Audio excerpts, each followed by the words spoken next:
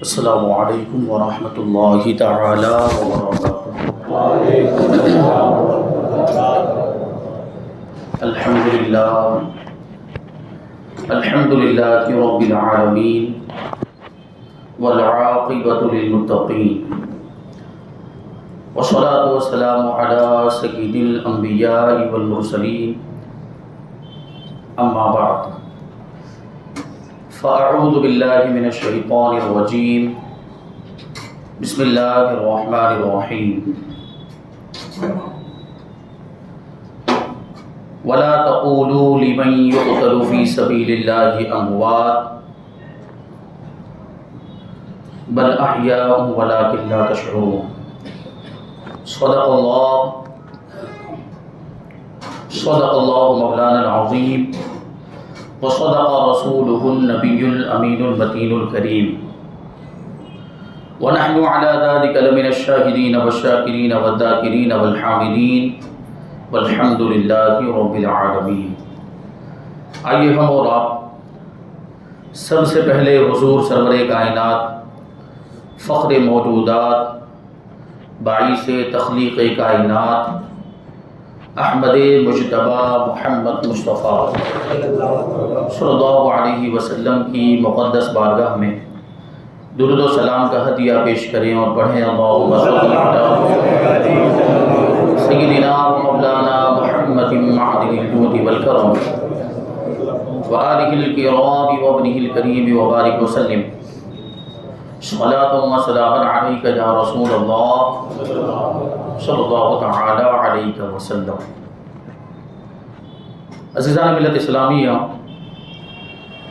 گزشتہ جمعہ میں آپ نے سماعت کیا کہ یزید پلیت نے کس طرح تخت و تاج پر قبضہ کرنے کے بعد لوگوں سے اپنی بیعت کا مطالبہ کیا۔ اس نے بڑے بڑے صحابہ کرام سے بھی اور ہر خاص و عام سے بھی اس نے بیعت کا مطالبہ کیا، خاص طور پر امام علی مقام امام حسین رضی اللہ تعالی عنہ سے اس کو سب سے زیادہ خطرہ لاحق تھا، اس لیے امام علی مقام سے اس نے خاص طور پر بیعت کا مطالبہ کیا، لیکن امام علی مقام نے اس کی بیعت کرنے سے انکار کر دیا۔ مدینہ منورہ میں آپ کے خلاف ماحول تیار کیا گیا تو امام علی مقام امام حسین رضی اللہ تعالیٰ عنہ مدینہ منورہ چھوڑنے پر مجبور ہو گئے اور مکہ مکرمہ تشریف لے گئے۔ جب کوفہ والوں کو یہ ساری باتیں پتہ چلی تو کوفہ والوں نے خطوط لکھنا شروع کیا اور امام علی مقام امام حسین کو کوفہ بلایا کہ آپ کوفہ تشریف لے آئیں تو ہم اپنی جانیں آپ پر قربان کر دیں گے، ہم آپ کا ساتھ دیں گے، آپ کے ہاتھ پر بیعت کریں گے۔ امام علی مقام کو جب کوفہ والوں نے اتنے سارے خطوط لکھے تو امام علی مقام پر اس کا جواب دینا لازم ہو گیا، اور آپ نے جواب لکھا کہ میں پہلے نہیں آتا، حالات کا جائزہ لینے کے لیے پہلے میں اپنے چچیرے بھائی حضرت مسلم بن عقیل کو بھیجتا ہوں، وہ اگر مجھے لکھیں گے کہ کوفہ کے حالات سازگار ہیں، وہاں جانے جیسا ہے، تو پھر میں بھی بہت جلد وہاں پہنچ جاؤں گا۔ اسی لیے امام علی مقام امام حسین رضی اللہ تعالیٰ عنہ نے پہلے حضرت مسلم بن عقیل رضی اللہ تعالیٰ عنہ کو کوفہ کے لیے روانہ کیا۔ حضرت مسلم بن عقیل کے دو چھوٹے چھوٹے صاحبزادے محمد اور ابراہیم، وہ چونکہ چھوٹے بھی تھے اور اپنے باپ سے بڑی محبت بھی کرتے تھے اور ان سے الگ رہنا ان کو گوارا نہیں تھا، اس لیے وہ بھی حضرت مسلم بن عقیل کے ساتھ کوفہ کے لیے روانہ ہو گئے۔ حضرت مسلم کوفہ تشریف لائے تو مختار ابن عبید کے مقام میں آپ نے قیام کیا، اور کوفہ والوں کو جیسے ہی یہ خبر ملی کہ حضرت مسلم بن عقیل تشریف لا چکے ہیں تو جوق در جوق لوگ آنے لگے اور حضرت مسلم بن عقیل کے ہاتھ پر بیعت کرنے لگ گئے، یہاں تک کہ ایک ہفتے میں 12,000 کوفیوں نے امام مسلم کے ہاتھ پر امام حسین کی بیعت کی۔ 12,000 کوفی، دیکھیں ابھی تو 12,000 یہ خوب جوش دکھا رہے ہیں، لیکن آگے کیا کرتے ہیں یہ لوگ، کیسی بزدلی کا مظاہرہ اور کیسی نامردی کا مظاہرہ ان لوگوں نے آگے چل کے کیا۔ یہ تو شروعات کی بات ہے کہ 12,000 لوگ جمع ہو گئے تھے ایک ہی ہفتے میں، اور 12,000 لوگوں نے اپنی عقیدت اور اپنی محبت کا، اپنی وفاداری اور اپنی جانثاری کا اظہار کیا اس طریقے سے۔ تو امام مسلم بن عقیل متاثر ہوئے، یہ تو بہت اچھی بات ہے، 12,000 لوگ ایک ہی ہفتے میں جمع ہو گئے۔ تو آپ نے تو امام علی مقام کو خط لکھ دیا اور کہا کہ یہاں کے حالات تو بہت خوشگوار ہیں، یہاں کے حالات تو بہت ہی سازگار، ماحول بہت سازگار ہے کہ کوفی اپنے وعدے پر قائم ہیں، اپنے عہد پر، اور جو قرار جو خطوط میں انہوں نے لکھا تھا اپنے قول پر قائم ہیں۔ 12,000 لوگ جمع ہو چکے ہیں جب میں یہ خط لکھ رہا ہوں۔ اور وہ خط لکھ کر امام مسلم نے امام علی مقام امام حسین کو روانہ بھی کر دیا۔ یہ ہوا۔ اب دوسری جانب کے 12,000 لوگ اس طریقے سے اور بھی اضافہ ہوتا گیا۔ اب ظاہر سی بات ہے کہ یزیدی خیمے میں بھی تو کھلبلی مچلی تھی۔ حضرت نعمان بن بشیر صحابی رسول ہیں، یہ اس وقت تو کوفہ کے گورنر تھے، تو انہوں نے لوگوں کو جمع کیا، منبر پر تشریف لائے اور ارشاد فرمایا کہ اے لوگوں، یہ جو بیعت تم نے حضرت مسلم بن عقیل کے ہاتھ پر کی، یہ بیعت یزید کی مرضی کے خلاف ہے اور اس کی وجہ سے وہ ناراض ہوگا اور فتنہ و فساد ہوگا، ممکن ہے جنگ کی نوبت بھی آ جائے اور اس کی وجہ سے خون ریزیاں ہو۔ تو اسی مجمع کے اندر ایک آدمی عبداللہ ابن مسلم حضرمی بیٹھا ہوا تھا۔ عبداللہ ابن مسلم حضرمی یہ بنو امیہ کے ہوا خواہوں میں سے تھا، ان کے سپورٹروں میں سے تھا۔ تو وہ کھڑا ہو گیا بیچ میں سے اور حضرت نعمان بن بشیر کو کہتا ہے کہ آپ اس معاملے میں بڑی سستی دکھا رہے ہیں، یہ معاملہ ایسا جو آپ دیکھ رہے ہیں، اگر آپ نے سختی نہیں کی تو اس کی اصلاح نہیں ہو سکتی، آپ کو سختی کرنی چاہیے، سختی کے ساتھ یہ اس پر جو ہے کہ آپ کو کوئی کارروائی کرنی چاہیے۔ تو حضرت نعمان بن بشیر رضی اللہ تعالیٰ، ان کو کمزور کہا تھا اس نے عبداللہ ابن مسلم حضرمی کہ آپ کمزور ثابت ہو رہے ہیں اس معاملے میں۔ تو حضرت نعمان بن بشیر رضی اللہ تعالیٰ عنہ کہتے ہیں کہ اللہ کی فرما برداری کے ساتھ اگر میرا شمار کمزوری میں ہو تو یہ بات میرے لیے اس سے بہتر ہے کہ اللہ کی نافرمانی کے ساتھ میرا شمار عزت والوں میں ہو، یعنی مجھے عزت کی ضرورت نہیں ہے، میں تو اللہ تعالیٰ کی فرما برداری کرنا چاہتا ہوں اور اہل بیت نبوت کو میری ذات کے ذریعے سے کوئی نقصان نہ پہنچے، میری تو بس یہی خواہش ہے، کیونکہ وہ صحابی رسول تھے حضرت نعمان بن بشیر۔ بہرحال یہ عبداللہ ابن مسلم حضرمی وہاں سے کھڑا ہوا، اس مجلس سے اٹھا اور اس نے یزید کو خط لکھ دیا اور ساری کیفیت بیان کر دی کہ نعمان بن بشیر یہ بہت کمزور ثابت ہو رہے ہیں، یہاں جو حالات اور ماحول یزید کے خلاف بنایا جا رہا ہے، اور حضرت مسلم بن عقیل یہ آ گئے ہیں کوفہ کے اندر، لوگوں نے ان کے ہاتھ پر امام علی مقام امام حسین کی بیعت کرنا شروع کر دیا ہے، اور اگر آپ یزید کو لکھتا ہے کہ اگر آپ کوفہ کو بچانا چاہتے ہیں تو نعمان بن بشیر کو ہٹا کر کسی زبردست آدمی کو یہاں پر بھیجیں جو کسی کی پرواہ نہ کرے اور آپ کے حکم کے مطابق عمل کرے۔ نعمان بن بشیر یا تو کمزور ہیں یا کمزور ہونے کا دکھاوا کر رہے ہیں، اپنے آپ کو کمزور ثابت کر رہے ہیں، اس لیے فوراً ان کو ہٹا دیا جائے۔ اور اسی طرح کے خط عمارہ ابن عقبہ نے بھی ایسا ہی خط لکھا، اور عمر ابن سعد نے بھی ایسا ہی خط، اسی مضمون کا خط یزید کو لکھا۔ یزید نے جب یہ خط دیکھے، یہ خطوط جب یزید کو پہنچے تو وہ بڑا غضبناک ہوا اور اپنے خاص دوستوں کو اس نے بلایا اور ان سے مشورہ کیا کہ کوفہ کے حالات ایسے دیگرگوں ہو چکے ہیں تو کیا کرنا چاہیے۔ تو سارے لوگوں نے یہی مشورہ دیا کہ نعمان ابن بشیر کو وہاں سے معزول کر دیا جائے اور اس کی جگہ پہ عبید ابن زیاد کو، وہاں کا عبید اللہ ابن زیاد کو وہاں کا گورنر بنا دیا جائے، کیونکہ یہ بڑا زبردست آدمی ہے اور بڑا سخت گیر ہے، وہ کسی کی پرواہ نہیں کرتا، آپ جو اس کو کہیں گے وہ کرے گا۔ تو چنانچہ یزید نے ان کی بات کو مان لیا، ان کے مشورے کو قبول کیا اور حضرت نعمان بن بشیر کو معزول کر دیا۔ اور یہ جو عبید اللہ ابن زیاد، آپ کو معلوم ہونا چاہیے کہ یہ ابن زیاد یہی ہے پورے واقعہ کربلا کو انجام دینے والا، کیونکہ یزید تو صرف اشارہ کرنے والا تھا، یزید نے تو صرف حکم دیا تھا اور اس حکم کو عملی جامہ اسی ابن زیاد نے پہنایا ہے۔ میدان کربلا میں جو بھی واقعات ہوئے ہیں اس کو انجام دینے والا یہی بدبخت ابن زیاد ہے۔ یزید تو ملک شام میں بیٹھا ہوا تھا، ہاں یہ نہیں کہا جا سکتا کہ یزید بے قصور ہے کیونکہ وہ ملک شام، کیونکہ اس کے اشارے سے تو سب ہوا ہے، اس کے حکم سے تو سب ہوا، اور حکم دینے والا خود اس کو انجام دینے والے کی طرح سے ہوتا ہے، کیونکہ یہ تو سب اس کے غلام تھے، یہ تو سب اس کے نوکر تھے، وہ تو اس کے کہنے پر عمل کر رہے تھے۔ تو حقیقت میں مجرم کون ہوا؟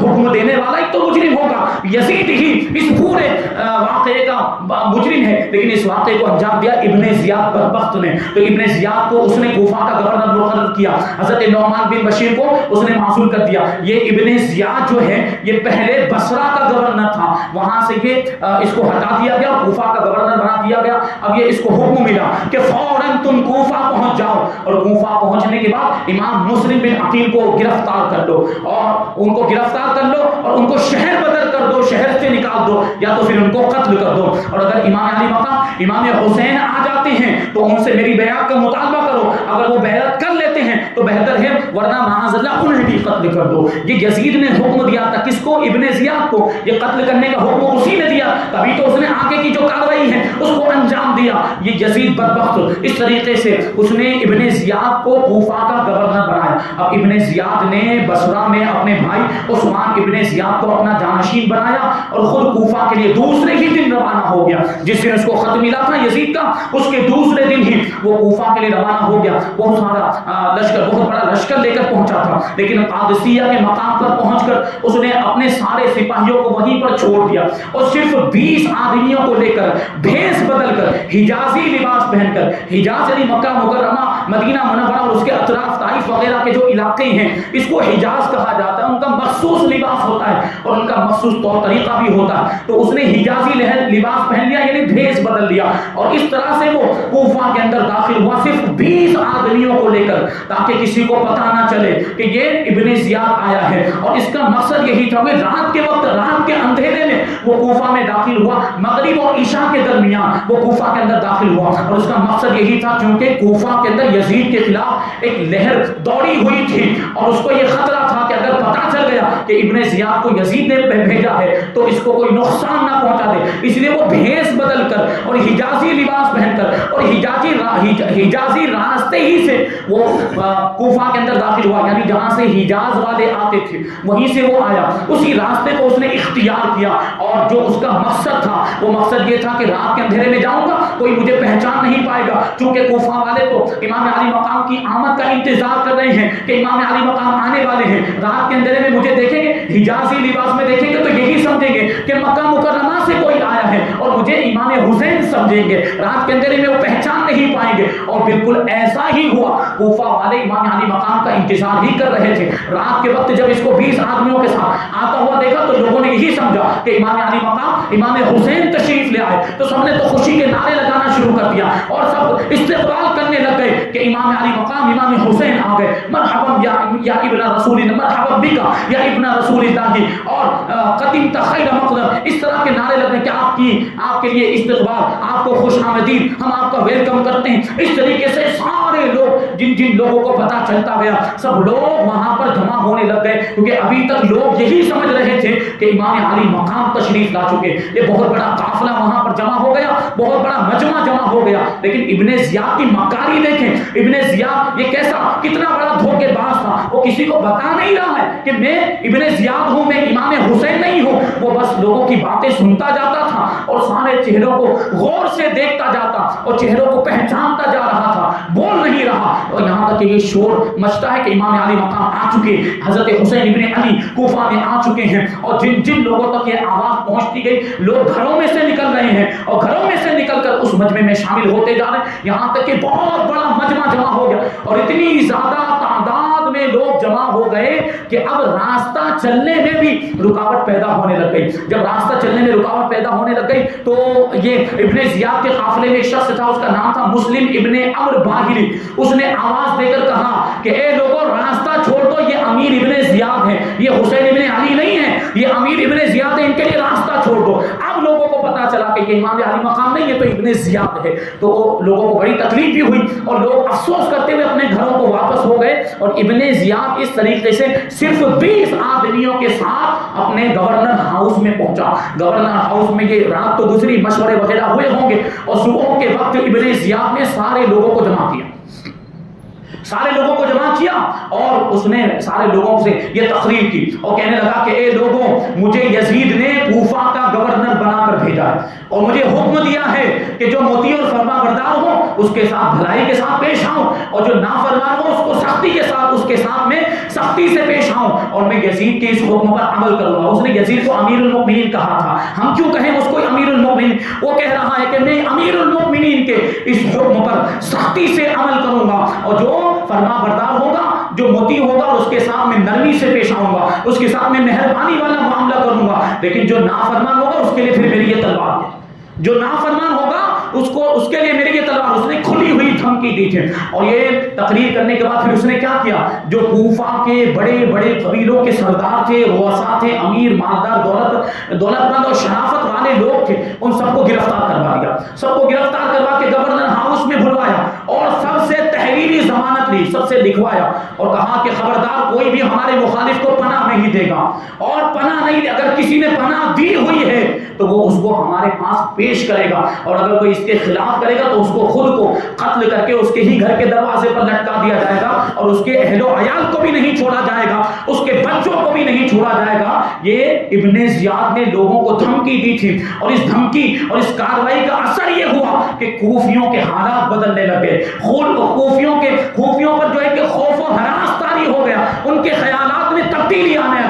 لگے. ابھی تک جو امام مسلم اور امام علی مقام پر اپنی جانوں کو قربان کرنے کی باتیں کر رہے تھے اور اپنی جانثاری اور اپنی وفاداری کے وہ مظاہرے کر رہے تھے، اب کیا ان کی کیفیت تبدیل ہو گئی؟ اب لوگوں نے وہاں سے بھاگنا شروع کر دیا، لوگوں نے وہاں سے کھسکنا شروع کر دیا. یہ معاملہ کیونکہ دیکھیں دنیا داری، جہاں دنیا داری کی بات آ جاتی، جہاں بال بچوں کی بات آتی، پھر آدمی وہاں پر پھر دیکھتا نہیں ہے کہ ہم کیا کریں، صحیح کر رہے ہیں یا غلط کر رہے ہیں. تو کوفیوں کی یہاں سے بد عہدی کی شروعات ہوتی، بے وفائی کی شروعات یہاں سے ہوتی ہے. اور امام مسلم نے تو خط لکھ دیا ہے امام علی مقام کو کہ جلدی سے تشریف لے آئیں، یہاں تو لوگ آپ سے بیعت کرنے کے لیے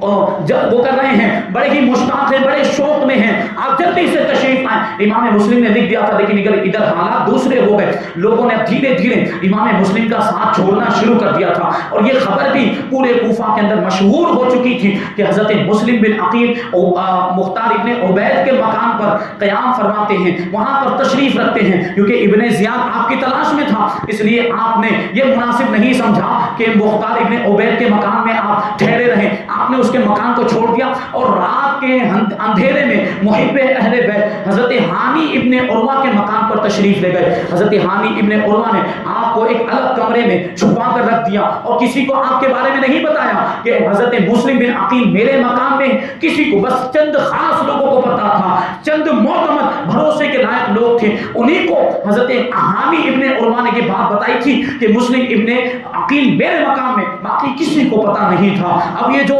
ابن زیاد، یہ تلاش، اس کو حضرت مسلم بن عقیل کی تلاش تھی، اس نے ڈھونڈوایا، تلاش کروایا، لیکن حضرت امام مسلم بن عقیل کا کوئی پتہ نہیں چلا. تو آخرکار اس نے اپنے غلام، اپنے ایک شامی غلام جس کا نام تھا معقل، اس کو 3000 درہم دیے اور اس کو بھیجا کہ جاؤ اور حضرت مسلم بن عقیل کا سراغ لگاؤ اور خفیہ طور پر کسی نہ کسی طریقے سے حضرت مسلم بن عقیل کا پتہ لگا کر آؤ کہ وہ کہاں پر ہے. اب یہ بھی غلام بھی بڑا چالاک تھا، ابن زیاد بھی بڑا مکہ اور اس کا یہ غلام بھی بڑا چالاک تھا. تو یہ 3000 درہم معقل نے لیے، شامی غلام، اور وہ کوفہ کی جامع مسجد میں چلا گیا. جامع مسجد میں اس نے دیکھا کہ اسی وقت حضرت مسلم بن اوسجہ اسدی رحمۃ اللہ تعالی علیہ یہ نماز پڑھ رہے تھے. یہ اہل بیت کے محبوں میں ان کا شمار ہوتا ہے، اہل بیت کے چاہنے والوں میں ان کا شمار ہوتا ہے، اور انہوں نے امام علی مقام پر اپنی جان بھی قربان کی ہے. اس کا واقعہ آگے آئے گا، حضرت مسلم بن اوسجہ اسدی رضی اللہ تعالیٰ عنہ. لیکن اس وقت یہ دیکھیں غلام نے کیسی مکاری کا مظاہرہ کیا.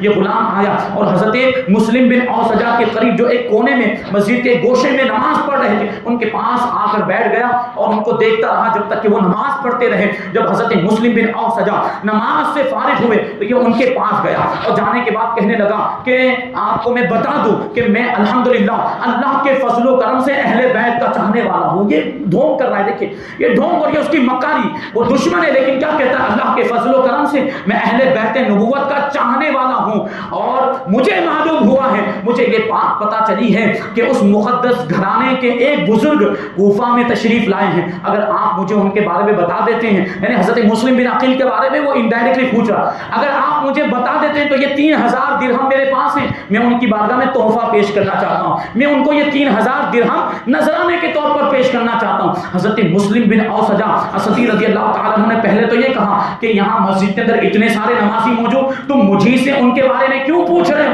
کسی اور سے جا کر پوچھ لو۔ تو اب اس نے اور داؤ چلا اور کیا کہتا ہے کہ آپ کے چہرے پر خیر و برکت کے آثار دیکھے میں نے، اور ان آثار سے پتا چلتا ہے کہ آپ اہل بیت نبوت کے چاہنے والے ہیں، میں نے اس لیے آپ سے پوچھا۔ یہ اس کا داؤ کام کر گیا، یہ اس کی مکاری کام کر گئی۔ حضرت مسلم بن اوسجہ اسدی اس کے فریب میں آ گئے اور کہنے لگے کہ ہاں میں محب اہل بیت ہوں، میں بھی اہل بیت کا چاہنے والا، میں بھی تمہارے بھائیوں میں سے ہوں۔ پھر حضرت مسلم بن اوسجہ اس معقل غلام کو جو ابن زیاد کا غلام، آپ کو پتا نہیں تھا، آپ معذور، آپ کو معلوم نہ ہونے کی وجہ سے آپ اس کو حضرت مسلم بن عقیل کے پاس ڈائریکٹ لے گئے، کیونکہ حضرت مسلم بن اوسجہ کو معلوم تھا کہ حضرت مسلم بن عقیل حضرت ہانی ابن عروہ کے مقام پر ٹھہرے ہوئے ہیں، تو یہ غلام کو ان کے پاس لے گئے۔ اب یہ غلام وہاں پر پہنچا، ان کے ہاتھ پر بیعت کی، اور جو 3000 درہم وہ ساتھ میں لے کر، ابن زیاد ہی نے تو دیے تھے، وہ 3000 درہم تحفے کے طور پر حضرت امام مسلم بن عقیل کی بارگاہ میں اس نے پیش کر دیے۔ اب معاملہ یہ تھا، بیعت کرنے کے بعد یہ غلام روزانہ حضرت مسلم بن عقیل کی بارگاہ میں آنے لگ گیا۔ روزانہ صبح کے وقت سب سے پہلے آ جاتا تھا اور پورا دن وہاں پر رہتا، اور جو بھی معلومات حاصل ہوتی تھی اور صبح سے شام تک جو بھی سنتا تھا، جو بھی دیکھتا تھا، رات کے وقت ساری رپورٹ ابن زیاد کو جا کر دے دیتا تھا۔ ابن زیاد نے جاسوس بنا کر بھیجا تھا اپنے غلام معقل کو، اور یہ اس طرح اس نے جاسوسی کی اور ساری باتیں اس نے جا کر ابن زیاد کو بتا دی۔ حضرت ہانی ابن عروہ جن کے مکان میں حضرت مسلم بن عقیل ٹھہرے ہوئے تھے، وہ ان کے ابن زیاد کے ساتھ پرانے تعلقات تھے، لیکن ابھی اس وقت آپ کو خوف لاحق تھا کہ اس کو بھنک نہ لگ جائے، اس لیے آپ اس سے پرہیز کر رہے تھے، ابن زیاد سے ملاقات کرنے کے لیے بھی نہیں جا رہے، اور آپ نے بیماری کا بہانہ کیا ہوا تھا، اور اسی بیماری کے بہانے کی وجہ سے، عذر کی وجہ سے گھر میں بیٹھے ہوئے باہر نہیں نکلتے تھے۔ لیکن ہوا یہ کہ ابن زیاد نے سامنے سے آپ کو بلا دیا، کیونکہ ابن زیاد کو تو اپنے جاسوس کے ذریعے ساری باتیں پتہ چل چکی تھی۔ تو ابن زیاد نے حضرت ہانی ابن عروہ کو پیغام بھیجا کہ ہم آپ سے ملاقات کرنا چاہتے ہیں۔ تو حضرت ہانی کو ابھی تک یہ بات تو معلوم نہیں تھی کہ یہ ساری باتیں ابن زیاد کو پتہ چل چکی، اس لیے بے خوف ہو کر، کوئی خطرہ محسوس نہ کرتے ہوئے آپ تنہا ہی ابن زیاد سے ملاقات کرنے کے لیے چلے گئے۔ کوئی سپاہی ساتھ میں لے کر نہیں گئے، کوئی لشکر ساتھ میں لے کر نہیں گئے، محافظین کو ساتھ میں لے کر نہیں گئے، تنہا ہی حضرت ہانی ابن عروہ ابن زیاد کی ملاقات کے لیے تشریف لے گئے۔ اب وہاں پہنچنے کے بعد جب انہوں نے دیکھا تو ابن زیاد کے تو تیور بدلے ہوئے تھے، اس کا تو رنگ ہی بدلا ہوا تھا۔ حضرت ہانی نے اس کو سلام کیا تو اس نے سلام کا جواب بھی نہیں دیا۔ تھوڑی دیر تک حضرت ہانی ابن عروہ اس کے سامنے کھڑے رہے، اور تھوڑی دیر کے بعد غصے میں آ کر وہ جواب دیتا ہے کہ اے ہانی، کیا تم سمجھتے ہو ہمیں کچھ پتہ نہیں چلتا؟ ہمیں سب کچھ معلوم ہے کہ تم نے اپنے گھر کو یزید کے خلاف سازشوں کا اڈا بنایا ہوا ہے، اور تم نے اپنے گھر میں امام مسلم بن عقیل کو بلا کر ان کو پناہ دی ہوئی ہے، اور تم ان کی مدد کے لیے ہتھیار جمع کر رہے ہو اور اپنے محلے والوں کو ان کی مدد کے لیے تیار کر رہے ہو۔ تم نے کیا سمجھا کہ ہمیں یہ ساری چیزیں پتہ نہیں ہوگی، یہ ساری چیزیں ہم سے پوشیدہ ہے؟ ہمیں تو سب معلوم ہو چکا ہے۔ تو پہلے تو حضرت ہانی نے انکار کیا کہ ایسا کچھ بھی نہیں ہے، لیکن پھر جب ابن زیاد نے وہ معقل غلام کو، شامی غلام کو لا کر سامنے کھڑا کر دیا، تو اب حضرت ہانی کے لیے انکار کرنے کی کوئی گنجائش نہیں۔ حضرت ہانی کے تو ہوش اڑ گئے کہ جس کو ہم اپنا عقیدت مند سمجھ رہے تھے، جس کو محب اہل بیت سمجھ رہے تھے، وہ تو جاسوس نکلا ہے، اور وہ اس طریقے سے ساری باتیں آ کر ابن زیاد کو بتا رہا تھا۔ اب انکار کی گنجائش نہیں رہی، تو حضرت ہانی نے تھوڑی بات بناتے ہوئے یوں کہا کہ اصل حقیقت یہ ہے کہ ہم نے حضرت مسلم کو نہیں بلایا، وہ خود آئے اور وہ خود ہمارے گھر پر آ گئے، تو ہم کو مہمان بنانے سے انکار نہیں کر سکتے تھے، اس لیے ہم نے ان کو مہمان بنا لیا اور ان کو پناہ دیتی ہیں، ہم انکار نہیں کر سکتے، مجبوری تھی، اس وجہ سے ہمیں انہیں پناہ دینی پڑی۔ آپ ایک کام کیجئے کہ مجھے تھوڑی مہلت دیجئے، میں جا کر ان سے کہہ دیتا ہوں کہ آپ میرا گھر چھوڑ کر، میرے گھر سے نکل کر جہاں چاہیں چلے جائیں، تاکہ یہ پناہ دینے کی ذمہ داری سے میں سبکدوش ہو جاؤں۔ لیکن ابن زیاد نے کہا نہیں، تم یہاں سے نہیں جا سکتے، جب تک کہ حضرت مسلم کو ہمارے حوالے نہیں کرتے تمہیں یہاں سے جانے نہیں دیا جائے گا۔ تو حضرت ہانی نے بھی پھر ابن زیاد کو سامنے سے جواب دیا کہ ہم اپنے مہمان کو تمہارے حوالے کر دیں، ایسا نہیں ہو سکتا، ہم اپنے مہمان کو قتل ہونے کے لیے تمہارے سپرد کر دیں، یہ بھی نہیں ہو سکتا۔ یہ سننے کے بعد ابن زیاد غصے میں آ گیا، اور ابن زیاد کہتا ہے کہ تم ہمیں دھمکی دیتے، ابن زیاد کہتا ہے کہ پھر تو تمہارا سر قلم کر دیا جائے گا، تمہیں قتل کر دیا جائے گا۔ تو حضرت ہانی بھی جواب دیتے ہیں کہ پھر تو تمہارے بھی ارد گرد تلواریں چمکے گی، تمہارے بھی ارد گرد تلوار، کیونکہ حضرت ہانی ابن عروہ اپنے قبیلے مذہب کے سردار تھے، اور قبیلے مذہب کے سردار، تو سردار کا تو پورا قبیلہ سپورٹ کرتا ہے، تو اسی کی بنیاد پر، اسی پر اعتماد کرتے ہوئے حضرت ہانی ابن عروہ نے کہا کہ اگر تم میرا سر قلم کرو گے تو تمہارے بھی اگل بغل میں تلواریں چمکے گی، تمہیں بھی نیست و نابود کر دیا جائے گا۔ اب وہ اور غصہ ہوا اور غصے میں آ کر اس نے حضرت حانی کے سر پر اور حضرت حانی کے منہ پر ڈنڈے مارنا شروع کر دیا، جس کی وجہ سے حضرت حانی کا سر بھی زخمی ہو گیا اور آپ کا چہرہ مبارک بھی زخمی ہو گیا اور آپ کے کپڑے جو تھے وہ خون سے لت پت ہو گئے۔ اور یہ حضرت حانی، اس کے باوجود بھی آپ نے ہمت نہیں ہاری۔ قریب میں ایک سپاہی تلوار لے کر کھڑا تھا، حضرت حانی نے اس کی تلوار پر ہاتھ مارا تاکہ اس کی تلوار کو چھین لے، لیکن اس نے اپنا ہاتھ چھڑا لیا۔ اب یہ اور غصے میں آیا اور کہتا ہے ابن ضیاء کہ اب تو تم نے میرے لیے اپنے خون کو حلال کر دیا، اپنے خون کو میرے لیے حلال کر دیا ہے۔ پھر اس نے سپاہیوں کو حکم دیا کہ حانی کو لے جا کر ایک کمرے میں بند کر دیا جائے، ایک کمرے میں قید کر دیا جائے۔ اب پورے شہر میں یہ خبر ہو چکی، پھیل گئی، خبر مشہور ہو گئی کہ حانی ابن عروہ کو شہید کر دیا گیا۔ تو ان کے قبیلے والے خاموش کیسے رہ سکتے تھے؟ کیونکہ یہ قبیلے کے سردار تھے۔ جب یہ خبر وہ قبیلے کے آپ کے جو نسبتی بھائی تھے، یعنی آپ کے جو سالے تھے، ان کا نام تھا عمرو بن حجاج، جب ان کو یہ خبر پہنچی تو انہوں نے سارے قبیلے والوں کو جمع کیا، کئی ہزار ہتھیار بند سواروں کو لے کر انہوں نے گورنر ہاؤس کو گھیر لیا اور یہ دارالحکومت جو تھا ابن زیاد کا اس کو گھیر لیا اور وہاں سے آواز لگائی۔ عمرو ابن حجاج نے بلند آواز سے پکار کر کہا کہ ہمیں پتا چلا ہے کہ ہمارے سردار کو قتل کر دیا گیا ہے اور ہم ان کا بدلہ لینے کے لیے آئے ہیں، ہم ان کے خون کا انتقام لینے کے لیے آئے ہیں اور ہم جب تک ان کے خون کا بدلہ نہیں لے لیں گے ہم یہاں سے واپس نہیں جائیں گے۔ اور